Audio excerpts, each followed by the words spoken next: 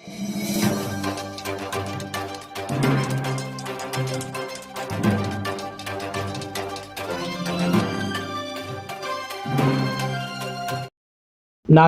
अस्सलाम वालेकुम रहमतुल्लाहि व बरकातहू।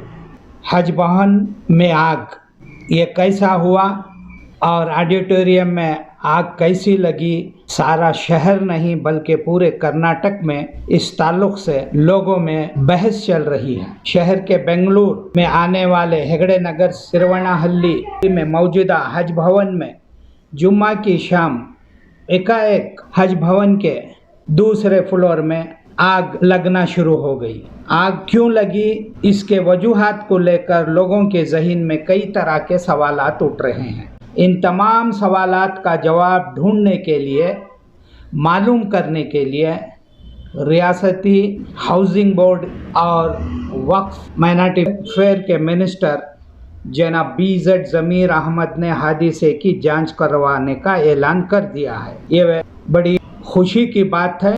इसे सारी रियासत इस बात को खुशामदीद कहती है। उन्होंने अफसरों के हमरा जब हज भवन का दौरा किया और ऊपरी मंजिल पर इस ऑडिटोरियम का मुआयना किया, जहां भयानक आग ने इमारत के इस हिस्से को जहां ऑडिटोरियम बनाया जा रहा था पूरा जलकर तबाह व बर्बाद हो गया है। उन्होंने मुआयना करने के बाद इस हादसे की जांच के ऑर्डर्स पास कर दिए हैं। इस ज़मन में हज कमेटी के एग्जीक्यूटिव ऑफिसर सरफराज खान ने कतनूर पुलिस थाने में शिकायत दर्ज करवाई है। इब्तदा मुआयने के बाद ये अंदाज़ा लगा है कि नुकसान तकरीबन 3 करोड़ रुपयों से भी ज़्यादा हुआ है। इस हादसे की जांच को जल्द से जल्द मुकम्मल करने की भी कोशिश की जा रही है और ऑडिटोरियम मुकम्मल तबाह हो चुका है। साथ ही यहाँ लाइब्रेरी को भी भारी नुकसान पहुँचा है। मुझे अब तक मालूम नहीं हुआ कि हज भवन में एक लाइब्रेरी भी बनाई गई है। ये क्यों बनाई गई है, किसके लिए बनाई गई है, ये क्या काम के लिए इस्तेमाल आने वाली है, इसमें कितना फर्नीचर था, कितने बुक्स थे, कौन यहाँ पढ़ने आने वाले थे, इसके मालूमात भी फराहम नहीं हुए। इसके साथ साथ जबकि सरकारी छुट्टी है, उसी दिन इस हज भवन में आग लगी है। हज भवन मुसलमानों की एक शान है। हज भवन मुसलमानों के दिल को छूने वाली एक ऐसी बिल्डिंग है जिसे लोग बड़े अदब और एहतराम की निगाहों से देखते हैं। अब सवाल ये पैदा होता है कि जहां ऑडिटोरियम बनाया गया था, वो ऑडिटोरियम के अंदर क्या मीटर बॉक्स लगा हुआ था, वहाँ करंट के स्विचेस लगे हुए थे, वहाँ वायर्स वगैरह का काम हो चुका था। लोगों के सामने ये बात भी आगे आना चाहिए, क्योंकि लोगों का शक है कि वहाँ करंट नहीं था, बिल्कुल करंट कनेक्शन ही नहीं हुआ था, बाहर से किसी वायर पर कनेक्शन लिया गया था। इतने छोटे चीज़ से इतना बड़ा शॉर्ट सर्किट कैसे हो सकता है, ये लोगों में शक और शुबा बढ़ता जा रहा है। मैं तमाम रियासत कर्नाटक के जो 9 मेंबर ऑफ लेजिस्लेटिव यानी MLAs हैं, उनसे गुजारिश करता हूं कि वो सब मिलकर एक मरतबा हज हाउस का दौरा करें, जो ऑडिटोरियम जला है उसका मुआयना करें, उसके ताल्लुक से मालूमात हासिल करके इतना बड़ा हादसा हुआ है जिसका कनेक्शन रियासत कर्नाटक के मुसलमानों से है। मुसलमानों को इस हज हाउस में आग लगने से दिल को बहुत दर्द पहुंचा है, धक्का पहुंचा है। इसलिए तमाम मुस्लिम MLAs को वहां पहुंचना है और साबिक वज़ीर जनाब रोशन बेग साहब को भी दौरा करना है। साबिक वज़ीर जनाब तनवीर सेठ साहब जो हज के वज़ीर थे वो भी दौरा करें और साथ साथ के रहमान खान, CM इब्राहिम साहब भी दौरा करें।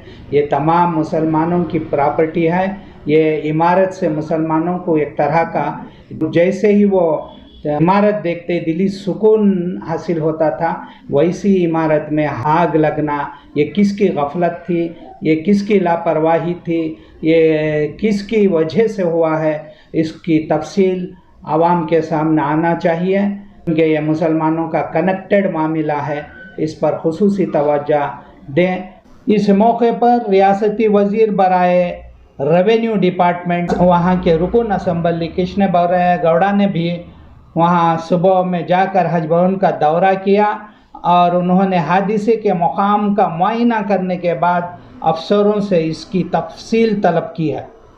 और कृष्ण बैरेगौड़ा ने जो इस इलाके के मकामी रुकन भी हैं, रुकन असम्बली हैं, हज भवन में इस आग हादसे पर अफसोस का इजहार किया और कहा कि मामले की मुकम्मल जांच होनी चाहिए।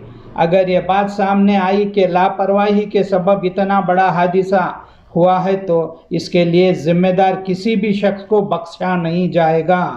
ये बात जनाब बैरेगौड़ा ने बताई है। इसी मौके पर साबिक़ मरकज़ी वज़ीर और सीनियर कांग्रेस रहनुमा डॉक्टर के रहमान खान ने बड़े ही अफसोस के साथ कहा कि हज भवन एक बहुत बड़ी इमारत थी, सरकारी इमारत थी, जिस पर तकरीबन 50 करोड़ से भी ज़्यादा खर्च किया गया था। ऐसी बिल्डिंग में आग लगना बड़े अफसोस की बात है, वो भी वहाँ वो जगह जहाँ पर अल्लाह के मेहमान रुक कर मक्के को निकलते हैं, मदीने को जाते हैं, हज को मुकम्मल करके आते हैं। ऐसे बाबरकत जगह में इस तरह का हादसा होना बड़ा ही अफसोस का इजहार किया है और मांग की कि हादसे की वजूहात क्या हैं और इसकी निशानदेही के लिए जांच की जाए और आइंदा ऐसे हादसात कभी भी नहीं होना चाहिए और पूरी सख्ती एहतियाती तदाबीर अपनाई जाए। और जांच से ये भी पता लगाना चाहिए कि आखिर इतनी बड़ी सरकारी इमारत का इंश्योरेंस क्यों नहीं किया गया। कर्नाटक के चीफ मिनिस्टर जनाब सिद्धरामैया साहब के पॉलिटिकल सेक्रेटरी नसीर अहमद साहब और MP नासिर हुसैन साहब को फ़ौरन हज भवन विज़िट करना चाहिए। जिस जगह जो ऑडिटोरियम जला है उसका मुआयना करके हालात को मालूम करना चाहिए, इनकी इस वक्त की ज़िम्मेदारी है।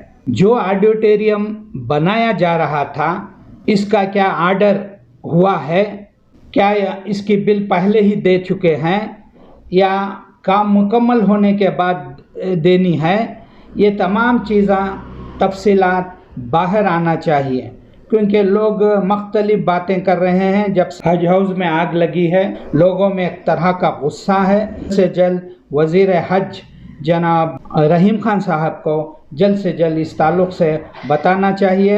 आज उन्होंने एक प्रेस कॉन्फ्रेंस की है, हमारे चैनल में इनके प्रेस कॉन्फ्रेंस को देख सकते हैं।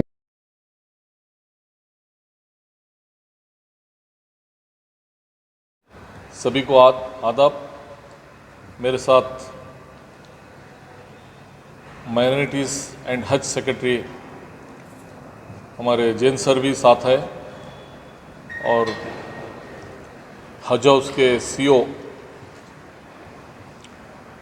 हमारे सरफराज सर भी है और इसी तरह मेरे PS मुरलीधर भी है, दूसरे ऑफिसर्स भी है। यहाँ पे हाउसिंग बोर्ड के चीफ इंजीनियर्स को भी बुलाए गए हैं, पुलिस डिपार्टमेंट के रिस्पॉन्सिबल उनको भी बुलाया गया है और ऑलरेडी फायर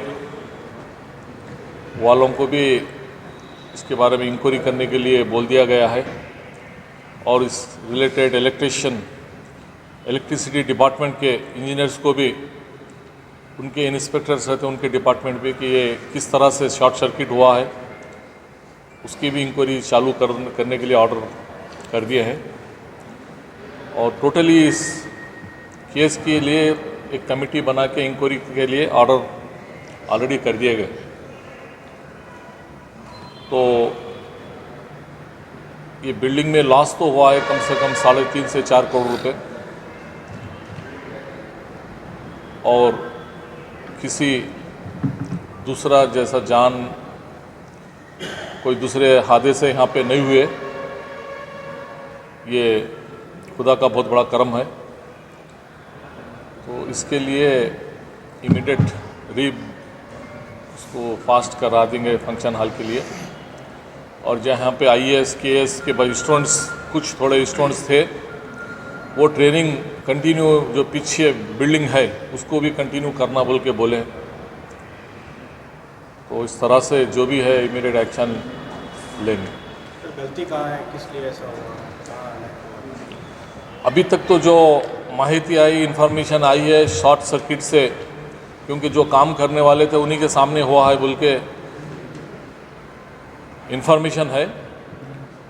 फिर भी इसके लिए क्योंकि इंक्वायरी रिपोर्ट होना ज़रूरी है, तो उसके लिए गवर्नमेंट से इंक्वायरी कमेटी बिठा के इमीडिएट इंक्वायरी करना बोल के ऑलरेडी ऑर्डर इश्यू हो गए। जैसा 2-4 दिन में इंक्वायरी आएगी तो करेक्ट पता चलेगा। जी। आपकी ये हाजिरी काफ़ी देर से हुई है, शनिचर का ये मामला है। नहीं, मैं कल मुझे उस दिन रात में कल परसों रात में मुझे इन्फॉर्मेशन मिला, कल एक बिदर में हमारा CWC मेंबर बेल्लारी के जो MP है उनका सम्मान कार्यक्रम 15 दिन पहले ही फिक्स हो गया था। तो बिदर में उनका एक प्रोग्राम था, दूसरे गवर्नमेंट के 1-2 प्रोग्राम थे, उसकी वजह से मैं वो प्रोग्राम कल किया हूँ, करके सीधा इधर आया हूँ। तो साथ ही हमारे ज़मीर साहब भी और कृष्णा बैरागौड़ा भी विज़िट किए हैं, पूरे ऑफिसर विज़िट किए हैं और कंटिन्यू मैं ऑफिसर से कम्युनिकेट में था। और मेरे एक PA इनूस सर वो मेरे साथ ऑलरेडी मैं यहाँ पे भेज के था। ऐसा आज इनॉग्रेशन के टाइम में CM से मुतालबा किया गया था कि 5 करोड़ जो है एडिशनल दिया जाए, वो अमाउंट आया है क्या कमेटी का? वो भी आएगा ऑलरेडी, क्लियर फाइनल स्टेज पे है। फाइनेंस में CM तो क्लियर कर दिए है, फाइनेंस वाले एक वीक में क्लियर करेंगे, CM ऑलरेडी क्लियर करके। अभी ये जो नुकसान हुआ है इसके लिए अलग से प्रपोजल जाएगा, किस तरह कैसे होगा? अलग से प्रपोजल हम भी बना रहे हैं, क्यों? हाँ, हम भी बना रहे हैं, लेकिन इसकी हम अभी के जो कॉन्ट्रैक्ट जिसको दिए थे KRDL वाले, तो वो अभी हमको हैंड ओवर नहीं किए। तो उनकी जिम्मेदारी बनती है कि फिर से वो सही करके पूरा बना के हमको हैंड ओवर देना चाहिए। तो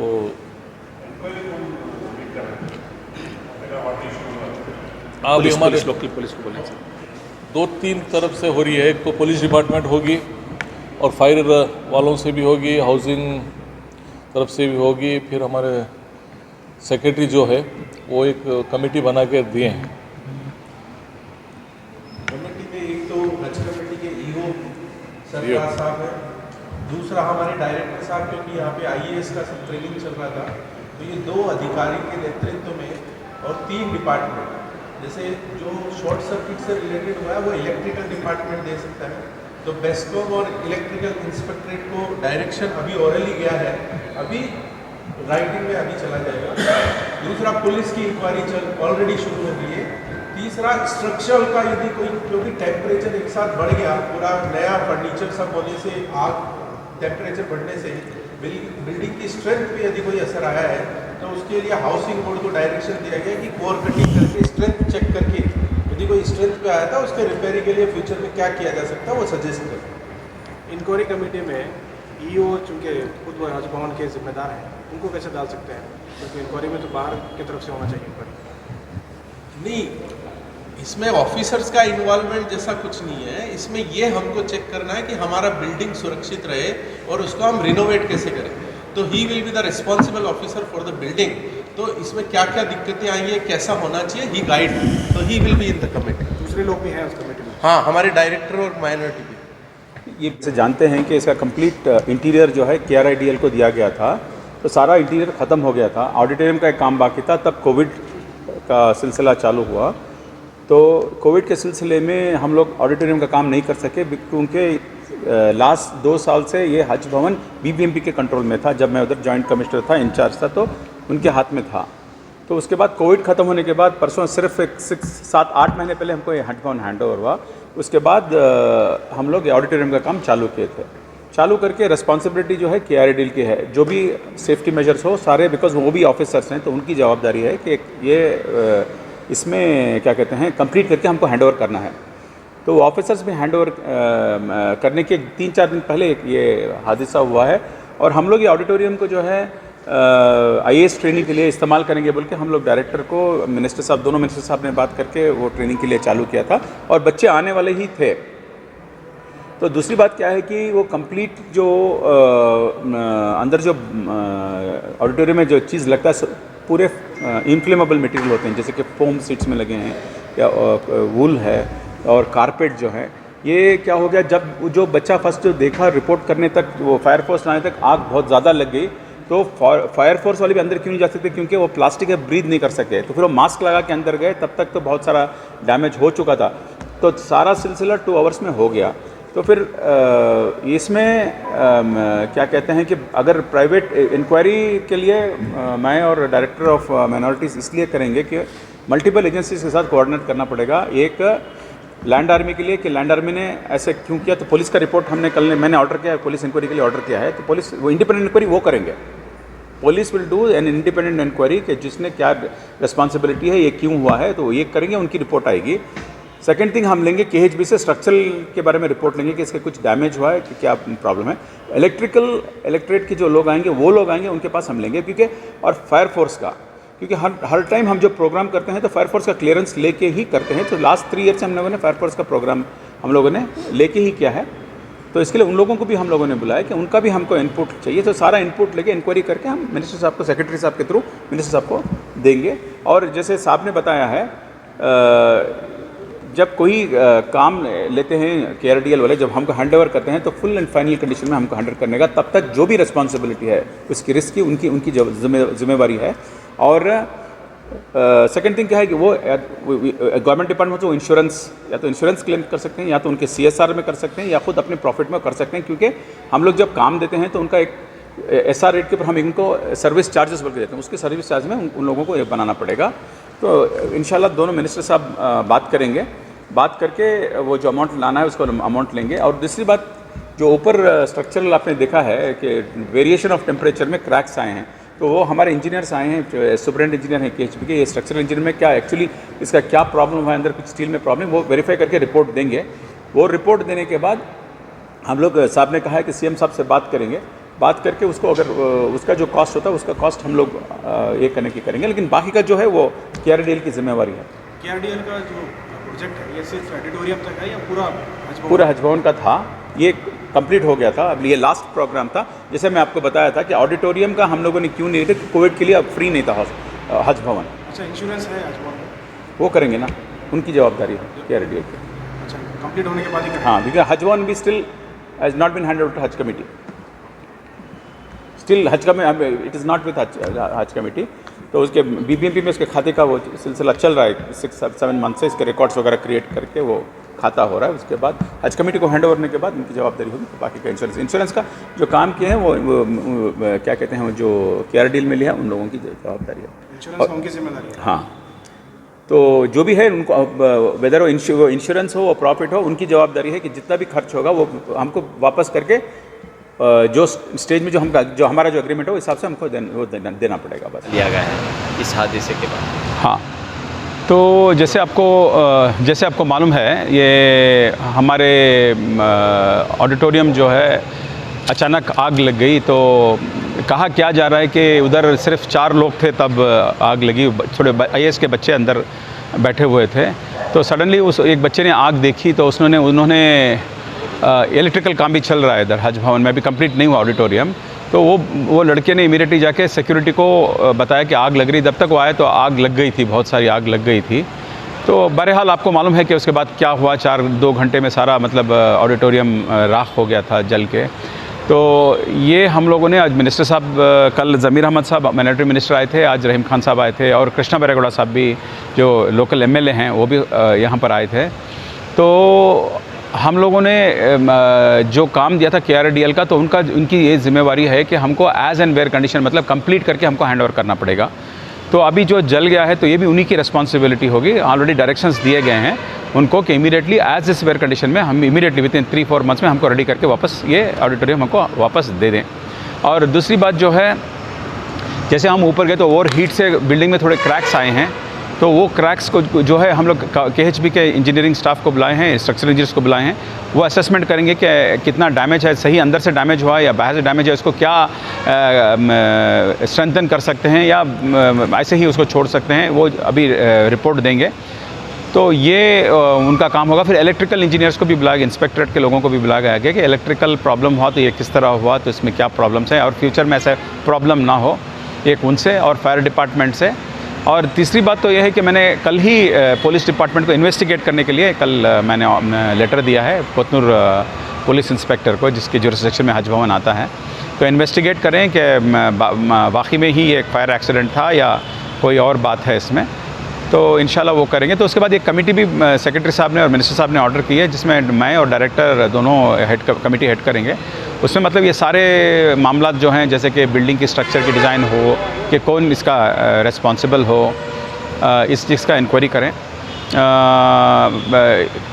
ये मैं चाहता था कि एक इंडिपेंडेंट इंक्वायरी हो, लेकिन इसमें जो है काम KRDL से किया है, तो मतलब उन्हीं के हैंड ओवर में है, तो उनकी रिस्पॉन्सिबिलिटी है, तो फिर इंक्वायरी मुझे और डायरेक्टर को ही करना पड़ेगा। क्या ये काम के दौरान हादसा हुआ है जो इलेक्ट्रिकल में यहाँ पर काम चल रहा है? हाँ, काम के दौरान हुआ है। ऑलमोस्ट 90% कंप्लीट हुआ था, अभी तो थोड़ा काम बाकी था। इलेक्ट्रिकल का काम चल रहा था, चेकिंग चल रही थी, इलेक्ट्रिकल की, लाइटिंग की वगैरह काम चल रही थी। तो उस वक्त क्या वो लोग मौजूद थे KRDL के? हाँ, उनके स्टाफ थे ना, उनके स्टाफ हाँ थे, सब थे, 2-3 लोग थे वो चले। तो वो यही तो पता लगना था कि इलेक्ट्रिकल फायर हुआ तो कहाँ से हुआ, क्यों हुआ, क्योंकि जो 3 बच्चे उधर अंदर बैठे हुए थे जो IAS के लिए पढ़ रहे थे, वो उन्होंने देख के जाके इमीडिएटली बताया तो आग कहाँ से लगी। तो ये क्योंकि नीचे से भी केबल गए हैं, ऊपर से भी केबल गए हैं, और जैसे आप जानते हैं कि नीचे पूरे कारपेट्स वगैरह लगे हुए थे, तो आग लग गई है। लेकिन ये भी कहा जा रहा है कि नेग्लिजेंस यहाँ पर हुआ है, लापरवाही बरती गई है इस पूरी इमारत में। तो कहीं ना कहीं इसके लिए जो है जो मुतल्लका मिनिस्टर हैं, ऑफिसर्स हैं कंसर्न, वो भी जिम्मेदार हैं, ये बात कही जा रही है। नहीं, नेग्लिजेंस का सवाल ही पैदा नहीं होता, क्योंकि यहाँ पर कम्प्लीटली आप जानते हैं हज भवन जो है 7 साल से कम्प्लीटली कंट्रोल में है। कोविड सेंटर को इस्तेमाल किया गया था, सारे ऑफिसरान उस दिन प्रेजेंट थे इधर, तो पूरे इधर थे, तो बेहतरीन काम चल रहा था। तो इलेक्ट्रिकल स्पार्क हो गया है या कोई और रीज़न से हुआ, क्योंकि कोई लोग ही नहीं थे उधर। तो जब ऑफिसर्स एक हद तक मतलब सुपरविजन करते हैं, जो देखते हैं, लेकिन जो अंदर से जो होता है तो वो उस वक्त अगर प्रिकॉशनरी मेजर्स लिया था ना, नुकसान नहीं होता, प्रिकॉशनरी मेजर्स नहीं, प्रिकॉशनरी मेजर्स लिया गया था। तो ये जो स्प्रे किए थे तो मिनट्स में आग लग गई, क्योंकि सारा मतलब इनफ्लेमेबल मटेरियल, पूरा प्लाईवुड है, नीचे पेट्रोलियम का जो गम लगा था, नया लगा हुआ था, वो कारपेट्स बिठाए गए थे। तो ऑडिटोरियम का जो सिलसिला, अगर आगे ऐसी अगर रूम हो तो ऐसा इतने आग लगने की ये सवाल ही नहीं पैदा होता था, क्योंकि पूरा क्लैडिंग किया था, अंदर वुडन क्लैडिंग हुआ था उसके अंदर। फिर उसके अंदर ये साउंड प्रूफ के लिए ये लगता है, क्या बोलते हैं, कॉट्स ऊल लगता है उसमें। तो इस चीज़ में ये कमेटी का स्टाफ क्या कर रहा था? हज कमेटी के स्टाफ यहीं पर थे आके, वही खुद काम किया ना, उन्हीं की तो वही लोग आके काम, वो और वॉलंटियर्स ही काम किए इधर, और कौन काम किया जी? 3-3.5 करोड़ का हुआ है। तो ये नुकसान KRDL को ही भरना पड़ेगा, क्योंकि जो हमारी स्टाफ है बहुत बेचारे दिन रात के 1 बजे तक काम किए हैं इधर। तो ये क्या है कि सडन जो सिलसिला हुआ, इसमें किसी के हाथ में नहीं है कंट्रोल करने के लिए। जो आग लगी, अगर कोई, अल्लाह का ये बड़ा करम है कि कोई इसमें मरा नहीं एक्सीडेंट में, अगर कोई अंदर जाता तो फ्यूम्स में है ना, तो ख़त्म ही। तो हम लोगों ने वही कहा कि फायर फोर्स को छोड़ के बाकी के लोग वापस आ जाओ। तो बच्चे थे, उन लोगों को लेके वार्डन बाहर आ गया एक तरफ। तो अगर वो अल्लाह का करम है कि किसी की जान के नुकसान नहीं हुई। तो क्या है कि हज कमेटी जो है, ऑफिसर्स भी हो, जो भी हो, हमारे स्टाफ जो है, पूरा 1:30 बजे तक मीटिंग किए हैं, सैटरडे देर तक पूरा इंस्पेक्शन किए हैं। परसों मैं भी इंस्पेक्शन किया हूँ, हम लोग सब इंस्पेक्शन किए हैं। तो ये आग लग उससे पहले एहतियाती अगर नहीं, पूरा एहतियाती कहते हैं ना, तो प्रिकॉशंस देखिए ऐसा है कि फायर फोर्स का जो इक्विपमेंट जो है, जो सिलेंडर्स इस बिल्डिंग में लगा सकते हैं, वो लगा रखे हैं। यहाँ पर 13 फायर इंजन की ज़रूरत पड़ी, 13 फायर इंजन की लगी। जो सिलेंडर्स ये लोग इस्तेमाल कर रहे थे, वो सिलेंडर्स, उसमें उतनी बड़ी आग के लिए कंट्रोल करना नामुमकिन है। यहाँ पर आप आए हैं और यहाँ का जायज़ा लिया, हालात को आप कैसे देख रहे हैं? बड़ा अफसोस हो रहा है आज इस हज भवन को देख करके, क्योंकि यहाँ इस हज भवन में मैं एक चेयरमैन की हैसियत से काम किया हूँ। बड़ा जो है हिंदुस्तान में एक मशहूर हज भवन जो कर्नाटक का कहलाया जाता था, जिसमें भारतीय जनता पार्टी की सरकार में फाउंडेशन दे करके एक 150 करोड़ का एक हज हाउस बना था। इस हज हाउस में जो है काफ़ी बड़े बड़े प्रोग्राम्स होते थे, लेकिन बड़े अफसोस की बात है कि ये आग लग के आज जो हमारा ऑडिटोरियम जो हॉल बन रहा था उस आग को आग के हवाले कर दिया गया। लेकिन बड़े अफसोस की बात है, ये हादसा नहीं होना था, ये हादसा हुआ है। लेकिन इसकी जो भी मरम्मत है वो सरकार करना चाहिए। और दूसरी बात, हमारे जो यहाँ के हज के जो मिनिस्टर हैं जनाब रहीम खान साहब, वो जिस दिन आग लगी, वो आग जिस दिन लगी उस दिन जो है, आज 3 दिन हो गए, लेकिन आज आकर के वो इंस्पेक्शन कर रहा है। हफ्ते के दिन आग लगी, संडे गया, आज मंडे के दिन वो आके इसका इंस्पेक्शन किए। लेकिन ये यहाँ पे हमने जो IAS ट्रेनिंग कोर्स स्टार्ट किए थे, यहाँ पे बहुत से जो है उलमा इकराम के प्रोग्राम हो रहे थे, बहुत से जो है यहाँ पे एक्टिविटीज़ हो रहे थे। लेकिन आज इतना प्यारा हज हाउस आज देख रहे हैं आपके जो है पूरे आग के हवाले हो गया। ये इमारत पूरे कांच के जितने भी टुकड़े गिर चुके हैं, काफ़ी जो है बड़ा नुकसान हुआ है।